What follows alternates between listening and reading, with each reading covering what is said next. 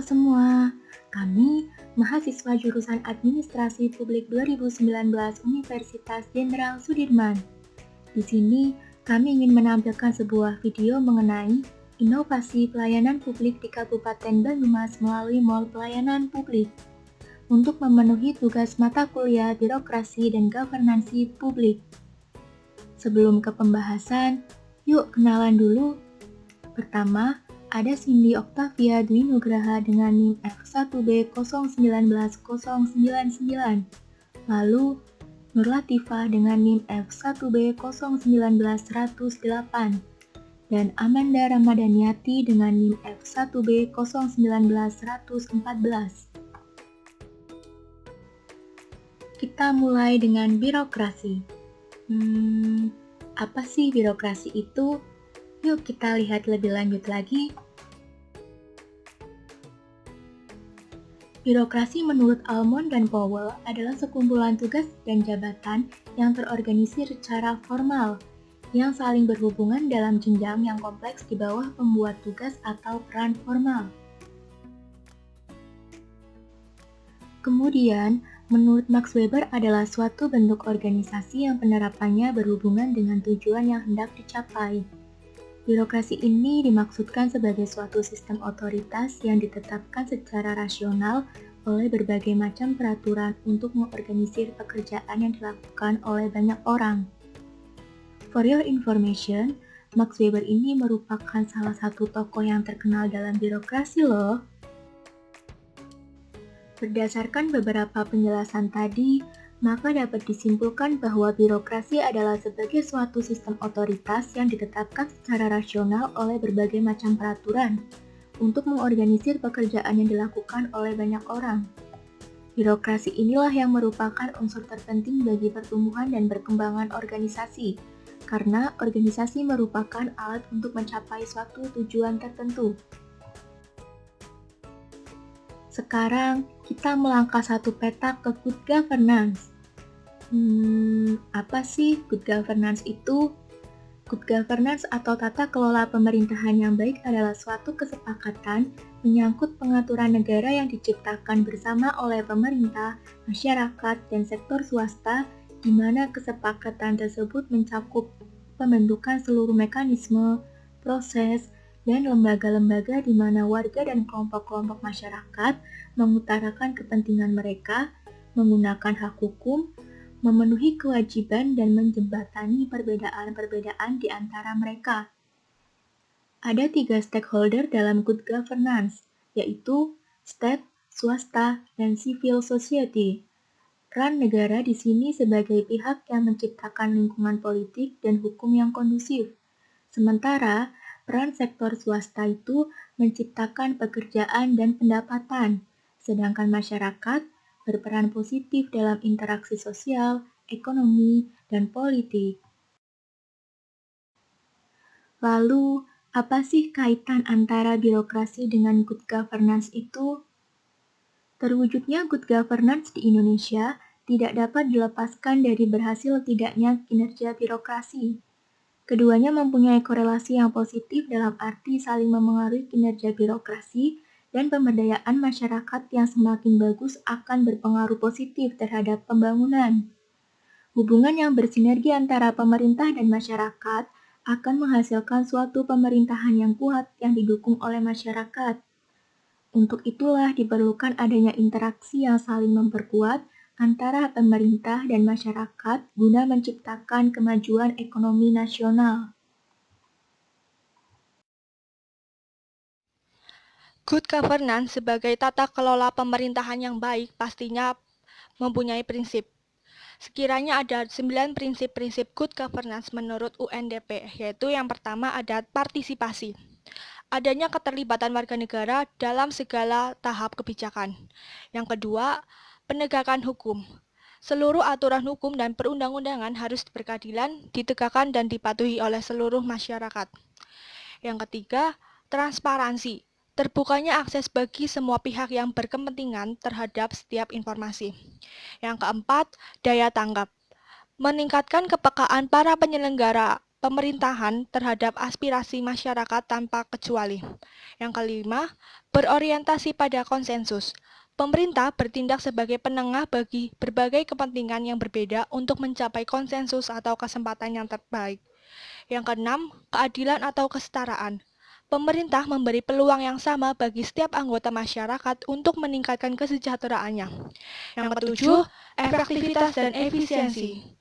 Setiap proses kegiatan dan kelembagaan diarahkan untuk menghasilkan sesuatu yang sesuai kebutuhan melalui pemanfaatannya sebaik-baiknya dari sumber yang tersedia. Yang kedelapan, akuntabilitas. Setiap instansi pemerintah mempunyai kewajiban untuk mempertanggungjawabkan pencapaian organisasinya dalam pengelolaan sumber daya yang dipercayakan kepadanya. Dan yang terakhir, ada visi strategis.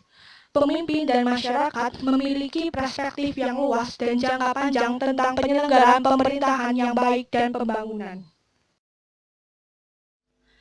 Salah satu wujud dari birokrasi dan good governance berupa pelayanan publik yang baik.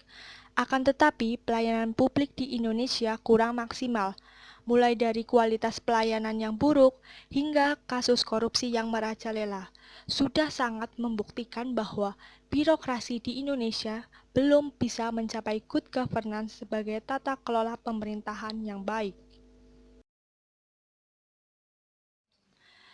Karena masih adanya pelayanan yang buruk atau di bawah standar, maka pemerintah berinovasi mendirikan mall pelayanan publik agar pelayanan menjadi lebih baik.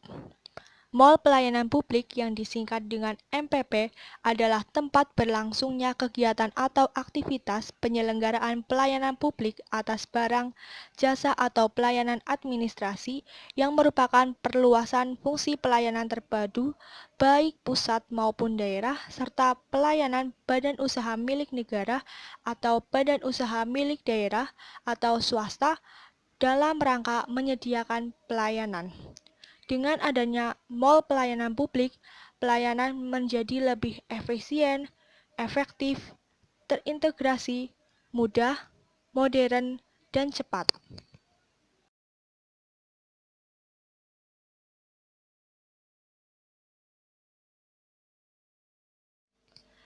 Kehadiran mall pelayanan publik menjadi angin segar bagi permasalahan-permasalahan pelayanan publik sebelumnya. Karena mall pelayanan publik ini bisa mewujudkan good governance.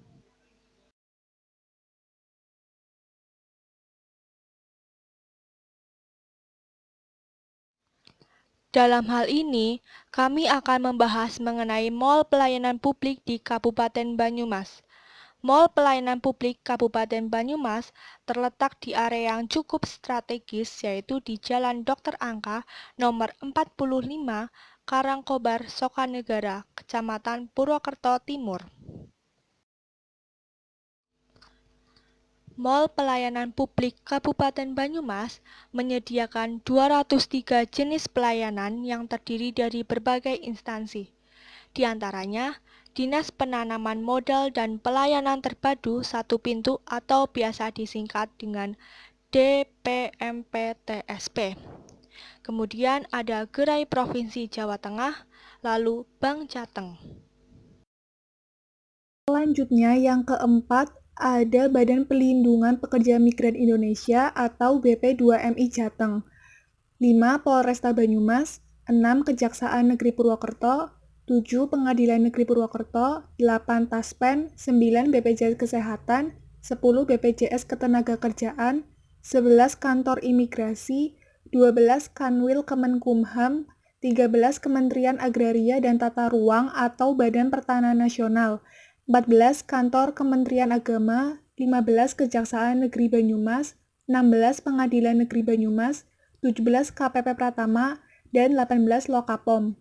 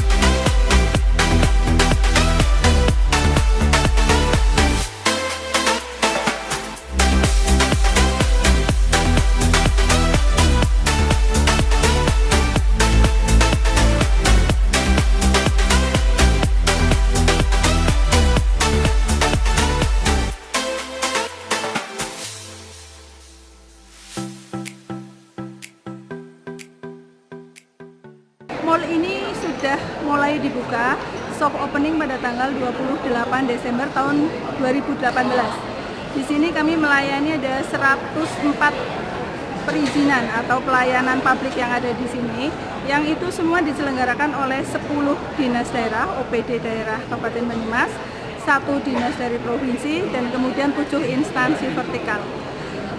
Harapan kami masyarakat itu pelayanan publiknya mudah, nyaman, dia cukup datang ke satu tempat yang nyaman, cukup satu tempat, satu kali datang, begitu ya, datang ke tempat ini nanti pulang sudah selesai segala urusan pelayanan publiknya. Itu harapannya kami, memudahkan masyarakat.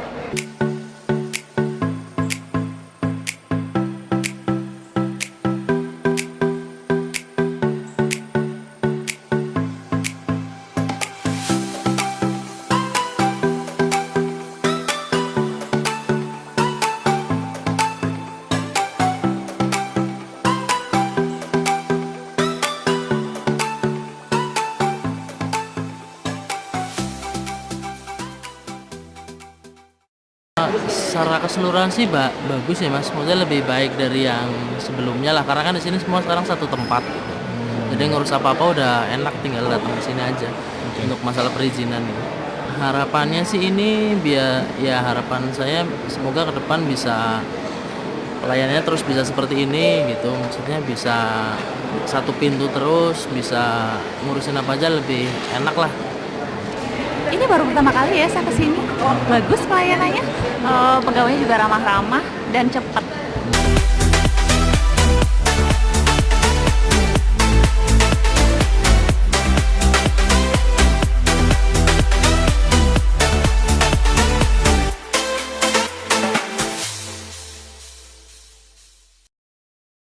Dari video tadi, terlihat bahwa pelayanan di MPP Kabupaten Banyumas sudah sesuai dengan standar pelayanan. Pemerintah pusat mulai beberapa tahun ini sudah mengembangkan web untuk menampung aspirasi dan pengaduan dari masyarakat.